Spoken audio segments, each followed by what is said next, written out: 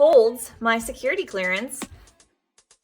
Hey, this is Lindy Kaiser with Clearance Jobs. Reminder to like this video and subscribe to this channel to get all of our news updates. Shout out to the Part-Time Hitter podcast. They had me on as a guest recently, Eric Evans there. We had a great chat about security clearance questions and topics that come up for their audience over there. And he asked me what seems like a pretty straightforward question: who holds your security clearance?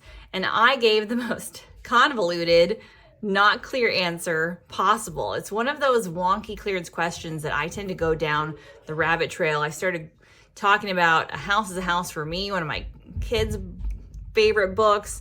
I started talking about In a Pickle, a kid's game. I went so far down anyway to chaos theory. It was not pleasant. But the reality is, because this is a complicated question for a lot of folks in the national security space, if you had one employer, if you're working in one capacity, if you're maybe a federal employee serving one agency, it's fairly straightforward. That agency is the person who holds your clearance eligibility or maintains it. But if you're a contractor or a reservist, it gets a lot more complicated because maybe you have multiple jobs that you're supporting. Maybe you have multiple clearances at the same time.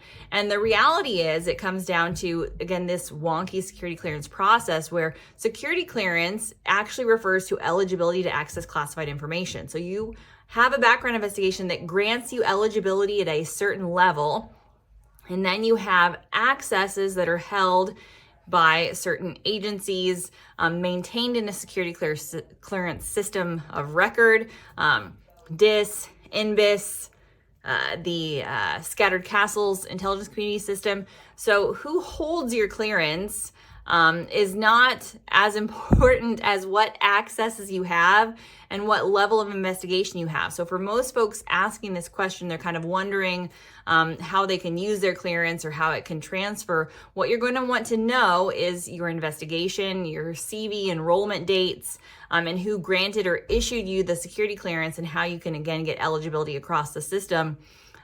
You can have your security clearance eligibility living in multiple places.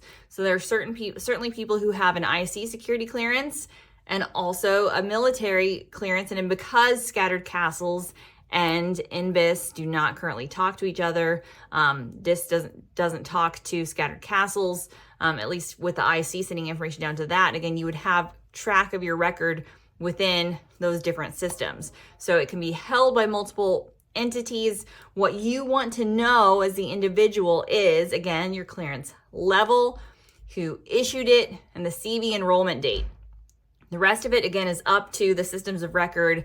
You can let the FSOs decide and look into that. And so again, how it comes up, who holds your clearance, could be held by multiple entities, again, because they're not selfish with how they hold their eligibility. Again, you can have visibility or eligibility in different places, because this also applies to, gosh, the complicated world of SAP and SCI. So you can be read into a number of different programs and have different eligibilities. Again, what the clearance grants, see, this is why I can't answer this question.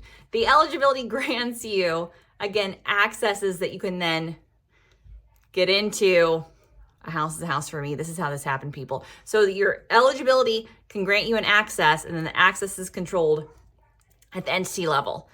I'm sure I've jacked this up so many. The hate mail from the security community is going to be awful. But what I want, again, the takeaway I feel like I have to give, because I think how this question comes up for people wanting to know who holds their clearance, what you need to know as a clearance holder, who issued your clearance, what your CV enrollment date is, and your level. And again, from there, again, it's up to the security community. We'll see the job. It will be attached to the job, because that's the key takeaway. The clearance is tied to a position. So you as an individual have a certain eligibility that's been granted to you by a background investigation. But what matters is the position designation. That's really where the clearance lives. I think I got there. Did I confuse you? Did I confuse everybody? The clearance lives at the position. Within the position, you have eligibility granted based on the position that you accept. So the clearance is held by the government within a security clearance system of record, based on a position which you hold. Clear as mud. I hope so. Read more. like and subscribe to this channel for further and more coherent video updates. Continue to follow us at clearancejobs.com.